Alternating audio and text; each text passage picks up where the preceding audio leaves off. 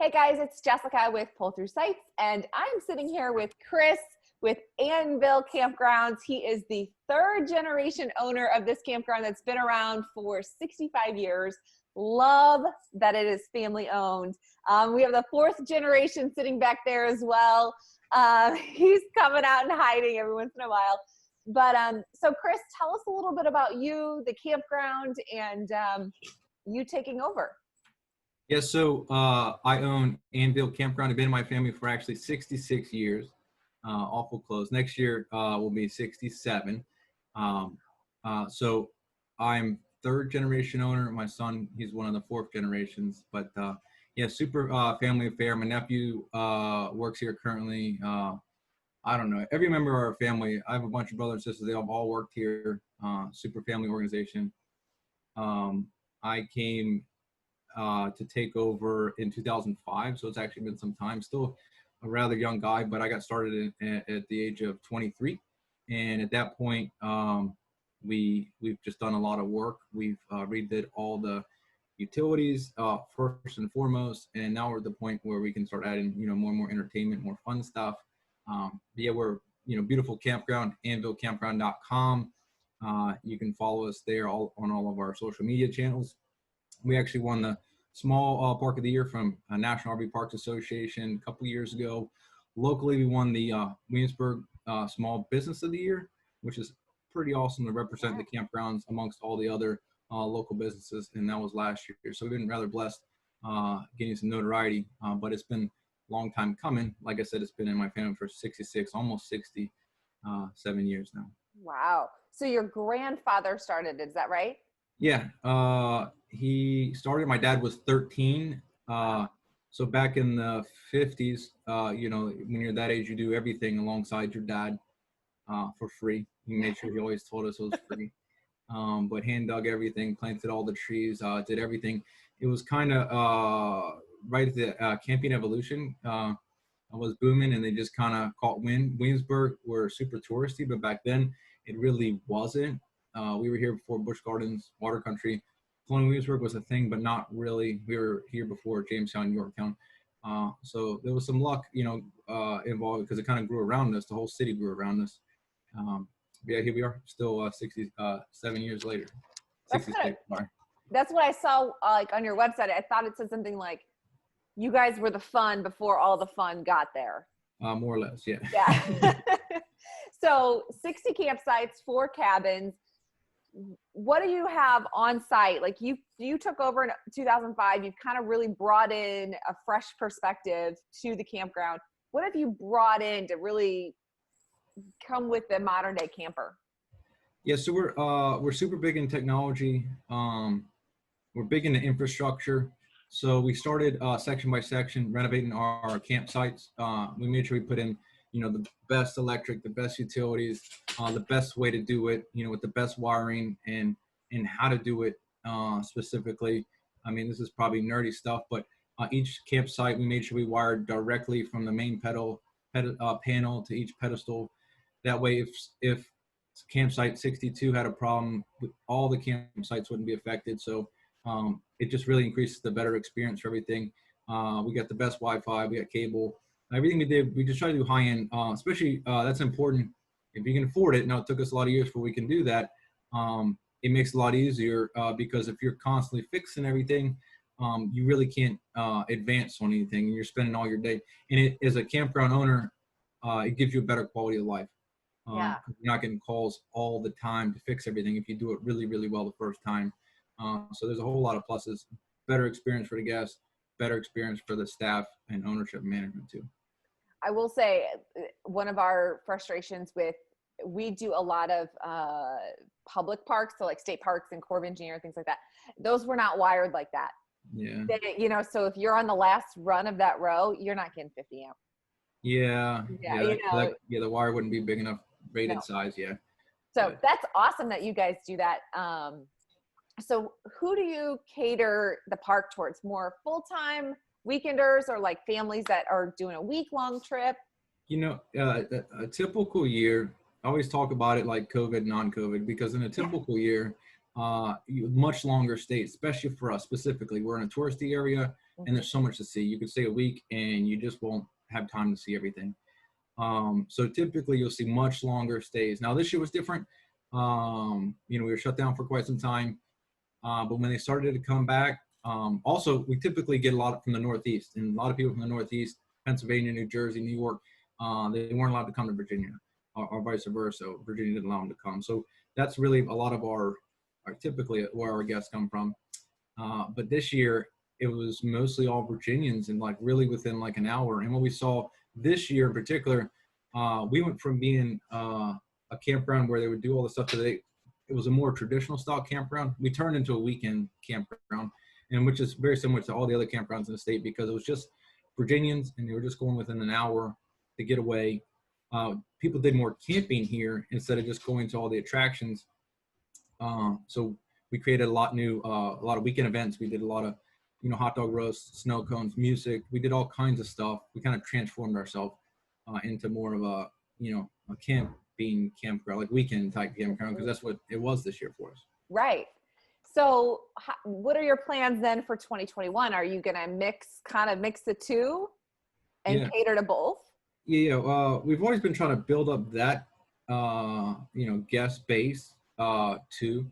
So we've learned a lot. And so we'll continue that because we still really don't know what COVID's going to do.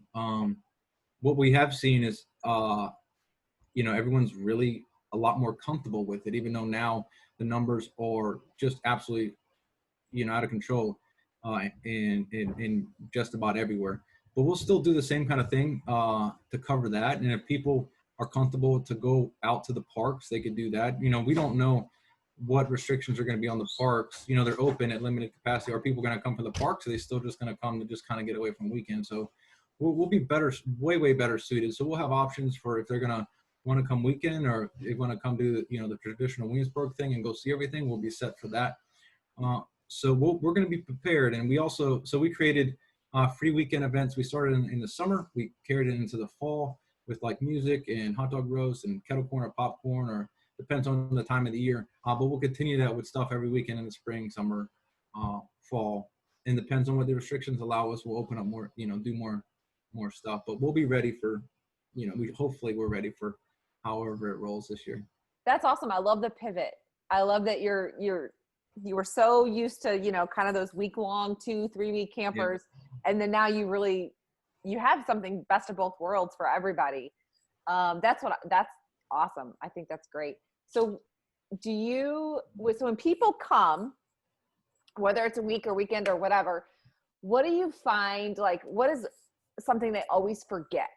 Because I know you have a little shop and a store and all that. Like, what are they going in there for? Yeah. So, I don't know if there's like one thing they'll forget. There's always something. Yeah. I read a blog once, and we've actually carried this with us when we go camping, is at least your first night. Sometimes getting set up and even the drive, it might take a little longer than you expected. Mm-hmm. So I read this in a blog to always make sure you have at least that first meal, like ready to go, like, packed away. And we actually do that for ourselves. It just makes it a whole lot easier, because you always assume you're going to get there, get, backed in or pulled in and parked, and you're ready to go. But then, you don't know where to get the food and all. So that's something that, we kind of go into. But as far as stuff they forget, it's always just random things. I will say, as far as when they, arrive, instead of forgetting something, we always see a lot of anxiety on parking the camper. We see a lot of emphasis pre-arrival on, pull-through sites. Yeah. That's definitely what everybody wants. And we have some, not so many, because, we're older. But what we always really stress with everybody is just to try to relax. You're not going to be the first one to park. I'll point out, you see all the people, they've already parked. And especially in our park, every one of these sites have been parked in countless times, over the 66 years. Like, you can do it. And I, jokingly tell them, you can't be the worst one in the park, that you can do it. It might take a little time, but, it's okay. And people will help you out too. So, So we emphasize that. We also emphasize, to the first timers, don't be afraid to ask your neighbor a question, because they'd be more than willing to help you out. And especially if you could find someone that's more full-time that's figured it out, they're so willing to share tips and tricks. So just, ask your neighbor, ask a friend. and eventually you'll get your own routine, and then you'll get over your anxiety about parking and getting set up and the transition or moving parks or whatnot. Yeah, I think you touched on so many great points there, especially for like, weekend campers like us. Like we've been doing it for 13 years. So it's like you pick up these little things along the way, but having a meal on Friday night ready to go, usually for us, it's leftovers. Yeah. Oh yeah. Whatever we had during the week, I just throw in leftovers. It's like we need 5 minutes to put it in the microwave and eat because we don't know what time we're going to get there, And I think people are I don't know if they're more scared of looking stupid backing in or if they're more worried about hitting something when they're backing in. I don't know, but it's always like, if it takes you a half hour, it takes you a half hour. Yeah, one thing you see is when when you're driving on the road, there could be a lot of anxiety. It's you're either pulling or driving just a gigantic vehicle. Yep. And everybody knows who has their camper. Other cars on the road don't necessarily respect the distance, the size, the slowdown. So that has a whole lot to do with it, just the level of anxiety and stress when you ride. So we see that with everybody. So our main point is just we help them back in. We'll hook up the first timers and all that. But what we'll see is, a guest might come in and they're just really frustrated or just like, man, they're definitely not in a good mood. But in the morning, they'll physically look different just because they slept well. They had their coffee and they're relaxed. And so it is a combination of maybe they don't want to look like they don't know what they're doing because that gives a lot of anxiety. But the stress of hitting stuff, plus the combo of the drive, leaving home, maybe the kids are having a tough time. So there's a whole lot on it, a whole lot of everything when you first arrive. Not for everybody, but for a lot of people. But then once they get set up and they're like, they could breathe, maybe did a little fire or, whatnot. Yeah, no, I think that's great. I never knew, not that I felt like I disrespected truckers before, but like I never really got it until we have a fifth wheel and we are 63 feet long when we're hooked up. And so I didn't realize how much they can't stop. We're only 13,000 pounds, and sometimes they're hauling 20, 30, 40,000 pounds, and it's like, holy cow, people do not respect you. They don't, they're like, oh, let me just cut you off. And I'm we can't stop that fast. Yeah, that could lead to anxiety and stress. Yes. Or road rage in Rusty. So I know you guys have a little shop on site, like a maintenance shop and things like that. So do you actually will help repair rigs while you're there? We'll do what we can do, like minor type stuff. We have really, really, really great mobile repair guys. One in particular, Mr. Hirsch, I think he's 85. He hates me to bring it up. I think he's about 85, but the nicest man, and he knows so much, and he's still going on top of campers, still doing roof work. He's one of these guys who just talk to you forever, and as soon as you talk to him, he's just like, your best friend, your dad, you're the nicest guy ever. He comes out here almost every day help, but we have a bunch of other guys that can help if need mobile wise, so that's really, really helpful. But if it's something we can do, we'll help out. Like I said, we'll help hook up the new guys. This year, obviously, with the gigantic boost of sales from all the RV dealerships, we've had a lot of new people, helped them out. I've took many, many sewer connectors out of the package and water connectors out of the package this year and hooked them up. But like even with all that, once they do it a few times, you get your own routine and it gets easier and easier every time you do it. Same thing with parking. So parking, not a big deal. You get it just like everybody else. Well, and that, you keep hitting on the routine and the system. And that's what I tell people, before anything else, you and your spouse or whoever it is, your partner, like figure out a routine. Who's going to get out of the truck? Who's going to, and I told somebody earlier, I said, we have a flashlight system because more times than not, we're pulling in at 7 o'clock on a Friday night. It's dark in the fall. We have this goofy flashlight system my husband came up with. So I'm not yelling. He's not yelling because we're yelling over a diesel. And it's like, this is not going to work, So he's like, just shine the flashlight, do this. And it's taken us 13 years to get to this point, but that's, people are like, well, I don't even know where to stand. And I'm like, if you can't see the mirror, they can't see you. Exactly. And people are like, it's that simple. I'm like, it's that simple. Eyes to eyes, right? Yeah. So So what are some fun things that you guys are planning, you know, for next year, or are there new features that you're bringing in or anything like that? Yeah, so we've been kind of conflicted on what to do. We're normally super aggressive, but we still just don't know, Yeah. you know, what's next year. I mean, the outlook is great, you know, as long as we can stay pat, you know, but it's getting worse. But we are looking. We're continuing. We're at the point we want to keep on adding entertainment and fun stuff. We just opened up. Well, we didn't really get to open it, but we renovated our coin operated arcade and we turned it into a clubhouse. Beautiful. It's all free games, free classic arcade games, ping pong, foosball, shuffle, all this stuff. We were going to do, you know, weekend socials every time. We Yeah. haven't been able to capitalize on that yet because of the restrictions. One family time ones are still cool, so we have that going. We're looking to add a mini golf course. We want to add more stuff for the weekender types, the ones that actually want to camp. So Yeah. we're beginning stages of adding a mini golf course, Gaga Ball, renovate some of our playgrounds. We were going to bring in some more cabins, but we X'd that idea to kind of go on a lower level just to be more conservative. But, you Sure. know, the rentals are huge. The cabin rentals, you know, off the charts, and everyone's adding, all the campgrounds are adding as many of those as possible. It's very, very popular. But yeah, with this week off season, we're going to be fine tuning our details again.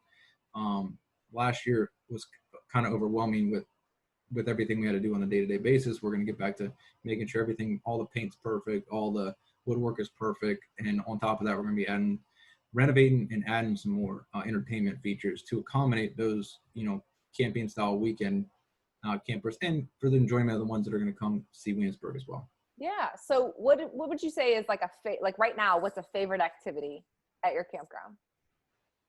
Well, the best thing for us right now is a playground we call Beach Park. Okay. It's got, I don't know, I'd have to look it up, hundreds of thousands of pounds of beach sand, very, very fun. So that kind of doubles as like, you know, play for the kids. They could do the sand castles and whatnot.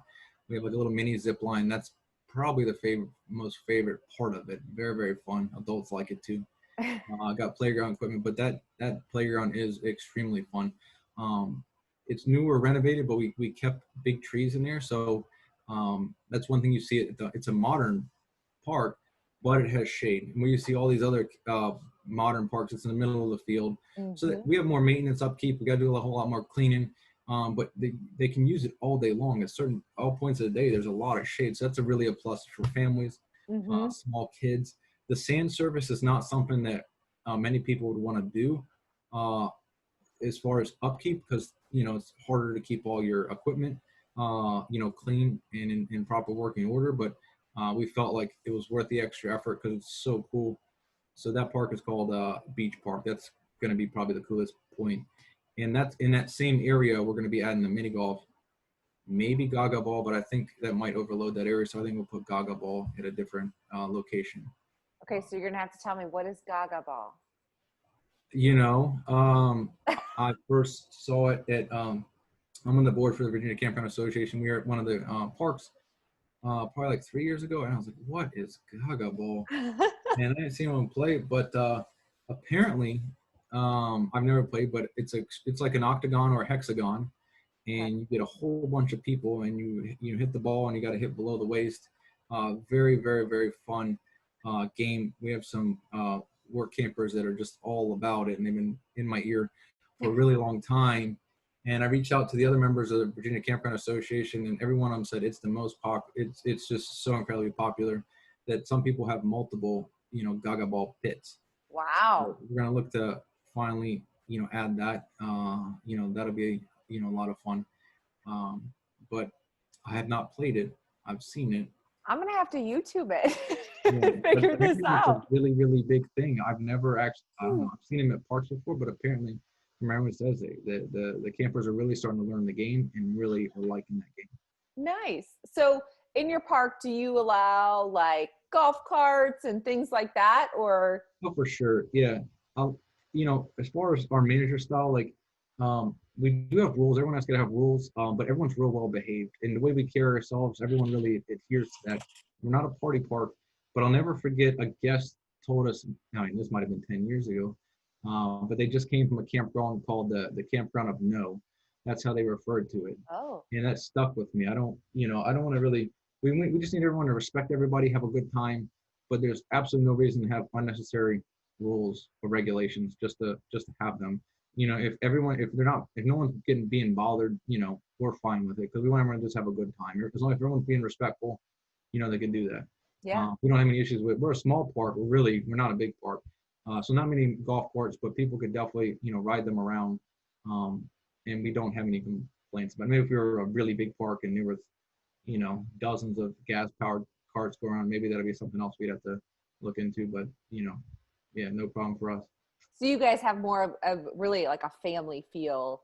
I think that's Yeah. what I truly love about the camping community is, you know, anybody will help you. Anybody will talk to you. For sure. You start making these friends. I know we've got some lifelong friends we met camping. And I recently read Matthew McConaughey's book called Green Lights. And he, for a while, traveled in his Airstream camper.